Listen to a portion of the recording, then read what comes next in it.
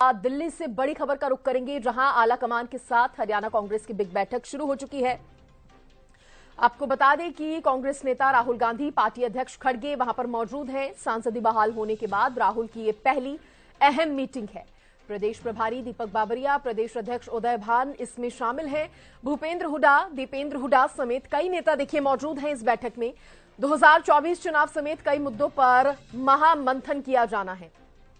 इस वक्त की बड़ी खबर आपको दे रहे हैं, आला कमान के साथ हरियाणा कांग्रेस की ये बिग बैठक, और जिसकी तस्वीरें भी सामने आ गई हैं। दिल्ली में देखिए ये बिग बैठक जो है वो रखी गई है।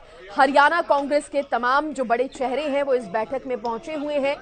साथ कांग्रेस नेता राहुल गांधी हैं, पार्टी अध्यक्ष खड़गे भी मौजूद हैं। सांसदी बहाल होने के बाद राहुल गांधी की ये पहली और बेहद अहम मीटिंग है। देखिए हरियाणा के लिहाज से ये मीटिंग और भी ज्यादा महत्वपूर्ण हो जाती है, क्योंकि आने वाले चुनावों से पहले पार्टी को खुद को मजबूत करना है। पार्टी के अंदर जो भी कमियां हैं, खामियां हैं, उनको दूर करना है। मजबूती से तमाम नेताओं को, कार्यकर्ताओं को एकजुट होकर चलना है, और इसी के लिए देखिए इस तरह की बैठक जो है वो आयोजित भी की गई है। प्रदेश प्रभारी दीपक बाबरिया, प्रदेश अध्यक्ष उदय भान भी इसमें शामिल हैं, और इस पर ज्यादा जानकारी देंगे मेरे सहयोगी अरुण। देखिए बैठक शुरू हो चुकी है, कौन कौन पहुंचा है मुख्य रूप से इस बैठक में, और इसके अलावा क्या जानकारी आप देंगे? तो आज भी जो है हरियाणा को लेकर कांग्रेस की बहुत बड़ी बैठक जो है वो कांग्रेस कार्यालय में चल रही है। जो बैठक है वो शुरू हो चुकी है। इसमें आपको मैं बता दूं मुख्य तौर पर जो बैठक की अध्यक्षता है वो मल्लिकार्जुन खड़गे जो है अध्यक्ष है वो कर रहे हैं। साथ में आपको बता दूं राहुल गांधी खुद इस बैठक में मौजूद है। इसके अलावा मैं बात करूं हरियाणा के पूर्व मुख्यमंत्री भूपेंद्र सिंह हुड्डा, सांसद दीपेंद्र हुड्डा, कई जो बड़े नेता और कांग्रेस के हैं विधायक, वो भी इस बैठक में जो है शामिल है। कई महत्वपूर्ण मुद्दों को लेकर जो है चर्चा संभव है। काफी बातें होंगी हरियाणा को लेकर, 2024 के चुनाव को लेकर, संगठन को लेकर, एकजुटता को लेकर काफी मुद्दे उनका जो है चर्चा का विषय रहेगा आज की बैठक।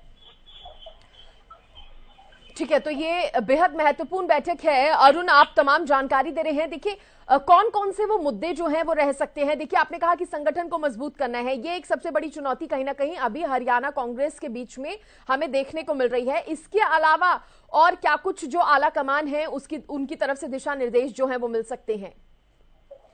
देखिए मैंने बताया कि सबसे पहले तो जरूरी यही है कि 2024 के चुनाव को लेकर जो है मंथन किया जा रहा है, किस तरीके की आगे की रणनीति रहने वाले चुनाव को लेकर। उसके अलावा जो मैं बताऊं संगठन को लेकर भी, क्योंकि संगठन भी कांग्रेस तब तक जो है हरियाणा का नहीं बन पाया है, उसको लेकर भी जो है चर्चा शामिल है। जो प्रदेश अध्यक्ष है उदयभान जी और जो प्रभारी है दीपक बावरिया, वो भी इस बैठक में मौजूद है। इससे पहले भी जो है दीपक बावरिया की तरफ से जो है कार्यकर्ताओं के साथ जो है वन टू वन बैठक जारी रही है। दिल्ली में लगातार जो है बैठकें वो करते रहे हैं। तो आज की बैठक में महत्वपूर्ण यही कार्यकर्ताओं किस तरीके से निर्देश देना है, किस तरीके से संगठन मजबूत होगा। या आपकी कहलाए की बात करूंगा तो आपस में भी जो मतभेद जो है कांग्रेस के जो बड़े नेताओं में देखने को मिल रहे थे, तो उनको भी लेकर उनको एक साथ लाने की जो है वो भी प्रक्रिया की जाएगी। कांग्रेस की तरफ से रखा जाएगा ध्यान की सबको जो है एक साथ लाया जाए। और दूसरा संगठन के लिए भी जो है महत्वपूर्ण विषय पर चर्चा की जाएगी। और बिल्कुल ऐसे में अरुण ये तैयारियां जो हैं वो बेहद जरूरी हो भी जाती हैं, क्योंकि हम देख रहे हैं, बात अगर हरियाणा बीजेपी की करें तो आज भी देखा गया कि जो एक महत्वपूर्ण 2 दिवसीय कार्यक्रम जो है बीजेपी की तरफ से भी आयोजित किया गया है। खुद प्रधानमंत्री आज कार्यकर्ताओं के साथ उनको संदेश देते हुए नजर आए हैं। तो जिस तरह से पार्टी की, बीजेपी की तैयारियां चल रही हैं, जिस मजबूती से वो उतरने वाली है चुनावी मैदान में, उसको देखते हुए कांग्रेस को भी और मजबूती के साथ उतरना बेहद ज्यादा जरूरी हो जाता है। जी बिल्कुल, जिस तरीके आपने सही कहा कि जिस तरीके से बीजेपी की जो रैलियां ताबड़तोड़ चल रही हैं, अभी भी 2 दिन का उनका जो बैठक रही है, तो खुद प्रधानमंत्री उस बैठक में शामिल हुए, जो पार्टी अध्यक्ष हैं वो भी शामिल है। वैसे ही कांग्रेस में भी देखा जा रहा है, क्योंकि कांग्रेस भी आप 2024 के चुनाव के साथ हरियाणा विधानसभा चुनाव को भी देख रही है। क्योंकि हरियाणा में 10 साल से जो बीजेपी की सरकार है, आगे जो इलेक्शन होंगे विधानसभा का, 9 साल से जो बीजेपी की सरकार है, उसके आगे जो इलेक्शन है विधानसभा का, तो उसके मद्देनजर भी कांग्रेस का जो पूरा जोर अपना दमखम जो है वो लगाना चाहती है, ताकि जो है इस बार जो है विधानसभा के चुनाव भी कांग्रेस के पक्ष में आए और कांग्रेस जो है हरियाणा में अपनी सरकार बनाती हुई दिखे।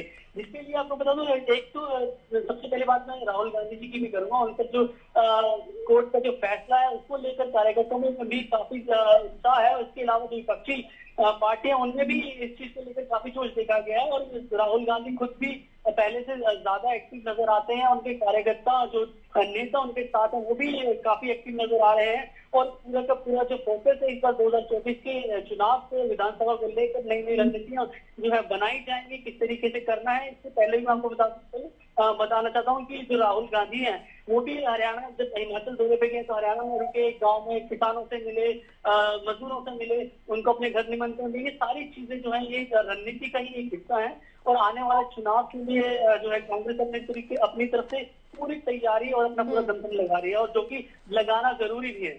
अरुण, और देखिए हरियाणा कांग्रेस में एक बड़ी बात यह भी है कि चेहरा कोई एक फिक्स करना बहुत ज्यादा मुश्किल हो रहा है, क्योंकि जब हम भूपेंद्र सिंह हुड्डा की रैलियों को देखते हैं, जनसभाओं को देखते हैं, उनकी तरफ से जो बयान दे दिए जाते हैं उस पर ही पार्टी के अंदर से ही निशाना साध दिया जाता है कि जब अभी पार्टी की कोई तैयारी ही नहीं है, कोई डिसीजन ही नहीं लिया गया है, तो भूपेंद्र सिंह हुड्डा कैसे अपनी तरफ से तमाम ये बयान दे सकते हैं, या अगर सरकार में आएंगे तो क्या सुविधाएं लोगों को दी जाएंगी, इसके बारे में कैसे बोल सकते हैं। तो कहीं ना कहीं हरियाणा कांग्रेस में एक चेहरे को भी आगे लेकर चलना कि किस चेहरे पर वो चुनावी मैदान में उतरेंगे, ये भी एक बड़ी चुनौती है।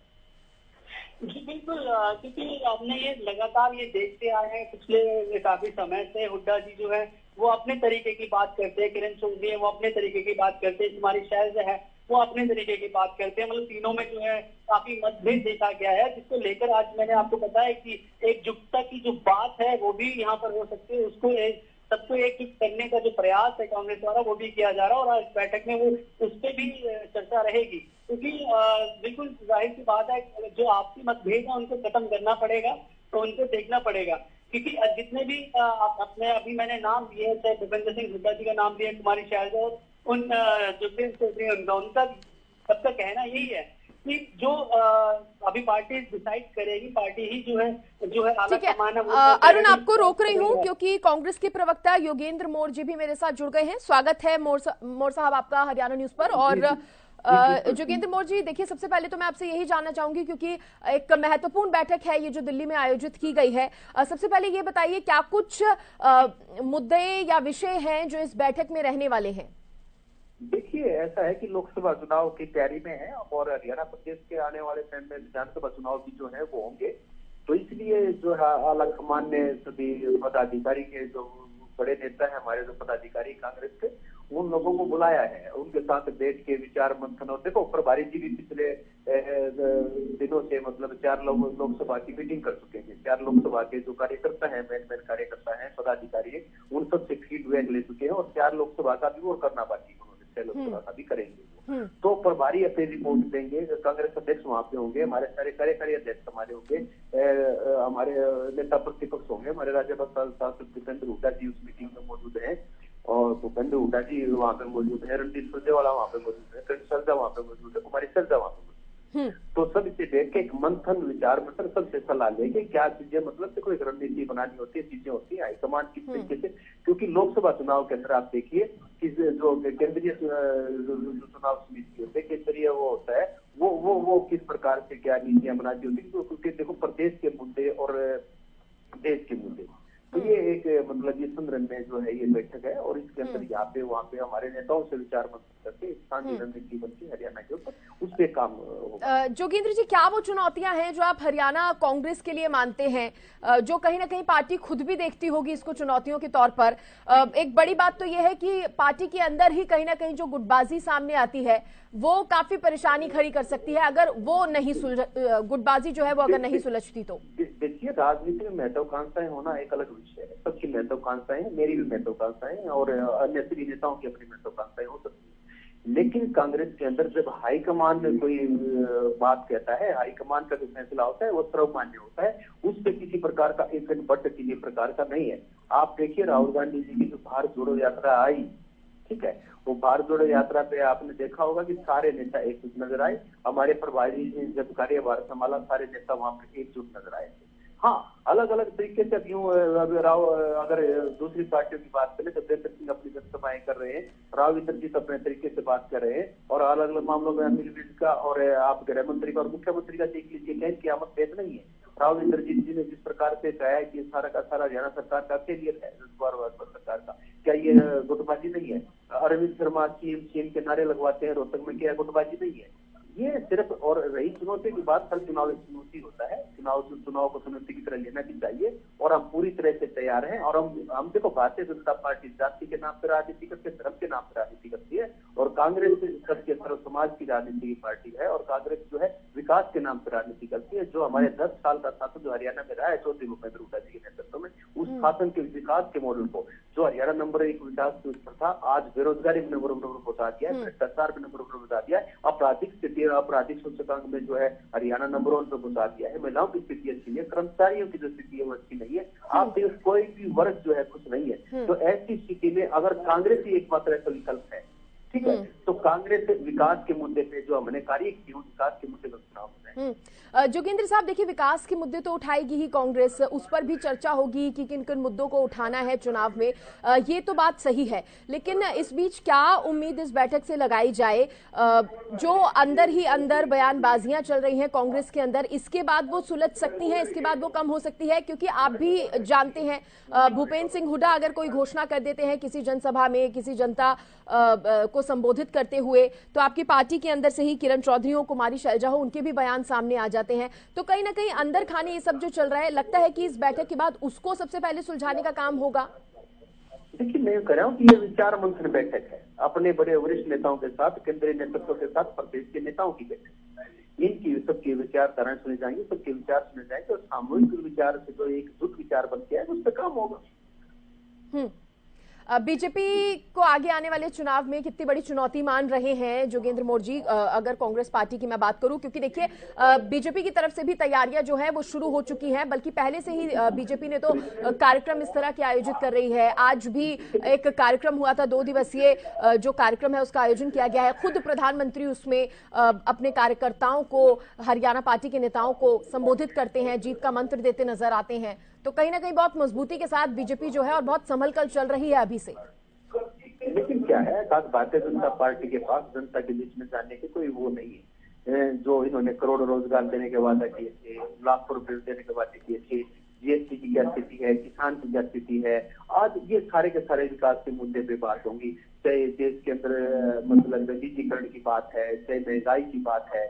आप देखिए ना किस प्रकार से जो भारतीय जनता पार्टी जो वादे करती थी, जो भारतीय जनता पार्टी ने अपने घोषणा पत्र में वादे किए, भारतीय जनता पार्टी का आपको कोई भी वादा ऐसा दिखाई देता है जिसपे वो अब चुनौती तो भारतीय जनता पार्टी के सामने। और रही हम हरियाणा के ऊपर अगर हम आ जाते हैं तो पिछली बार भी जब देखिए पूरा मीडिया आप लोग भी सब से कह रहे थे कि अब की बार 75 पार, और तब अपने मुद्दे भी भारतीय जनता पार्टी नहीं आ पाई।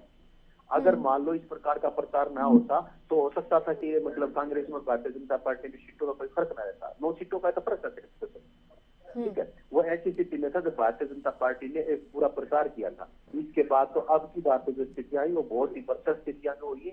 तो इसलिए कांग्रेस को सिर्फ एक मैनेज करना है, कांग्रेस को जनता की आवाज और जो मुद्दे उठाते रहे, जैसे भारत जोड़ो यात्रा थी राहुल गांधी जी की, वो एक बहुत बड़ा इवेंट था। उसके बाद आज जो जोड़ो है, जो विपक्ष आपके द्वारा, विपक्ष आपके समक्ष जो कार्यक्रम है, इस प्रकार के कार्यक्रम हमारे चलते रहे, चिंतन बैठ की हमारी भी होती रही है। और यूथ कांग्रेस ने जो है समय समय पर प्रदर्शन किए, यूथ कांग्रेस बहुत मजबूती से जो है हमारा काम कर रही है। तो इसलिए हमें मतलब जनता में और ये लहर एक आंधी की तरह जो बात है उसके कांग्रेस के पक्ष में आएगी। आप देखना कि हम मतलब बहुत ज्यादा अच्छी सीटों से यहाँ पे जो मतलब सरकार बनाने में कामयाब हो। बिल्कुल, आप देखिए, आप कह रहे हैं कि पार्टी ने अभी से तैयारियां कर ली हैं।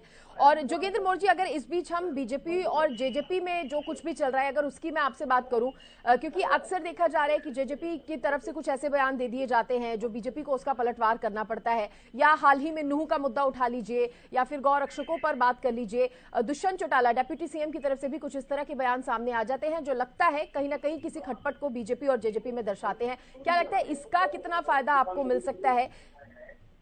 देखिए, ऐसा है कि इस गठबंधन को आप आरंभ से ही देखिए, इनके प्रभारी कुछ कहते हैं, उनके नेता कुछ कहते हैं, जसपा के नेता कुछ कहते हैं।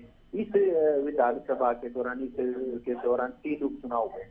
इन तीनों उपचुनाव में आपने स्थिति देखी होगी। इन तीनों उपचुनाव में आपने जो स्थिति देखी है उसके अंदर आपने देखी कि जसपा का तो कहीं कोई रोल ही नजर नहीं आया। आदमपुर में एक नाच की जब जाहिर आई कि मतलब इनके नेताओं के पोस्टर तो नहीं लगाए गए, इनकी किसी बात को सुना नहीं गया कोई, उसके बावजूद भी ऐसा लग रहा है जैसे जसपा की मजबूरी जो इस गठबंधन को धोई हुई है। ऐसी स्थितियां हैं, ऐसा लगता है। और फिर क्या करते हैं कि अपने अपने उसको मतलब स्किन को बताने के लिए स्टेटमेंट दी जाती है। अब देखिए जब सरकार चल रही है तो सामूहिक जिम्मेदारी लेनी पड़ेगी। अब भले ही एक दूसरे के ऊपर दोषारोपण करते रहे, लेकिन क्या है सामूहिक जिम्मेदारी से ना जसपा भाग सकती है ना भाजपा भाग सकती है, क्योंकि दोनों की है। और कांग्रेस इसी विषय को लेकर जनता के बीच में जाएगी। हमने तो कहा भी है भाजपा और जसपा सरकार का फेलियर है। हालांकि भारतीय जनता पार्टी के मुख्यमंत्री ये बयान दे चुके हैं कि जसपा की सरकार नहीं है, जसपा तो सिर्फ विरोधी सरकार तो भाजपा की है। इस प्रकार के बयान जो है के बीच में आते रहे।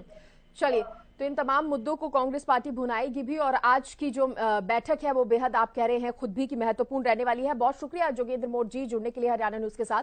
तो देखिए कांग्रेस की तरफ से ये जो बैठक है दिल्ली में आयोजित की गई है, आला कमान तमाम वहां पर मौजूद हैं और पार्टी को मजबूती देनी है। हरियाणा में कांग्रेस एक बार फिर से बेहतर परफॉर्म कर सके आगे आने वाले चुनावों में, यही कोशिश जो है अब पार्टी की रहने वाली है।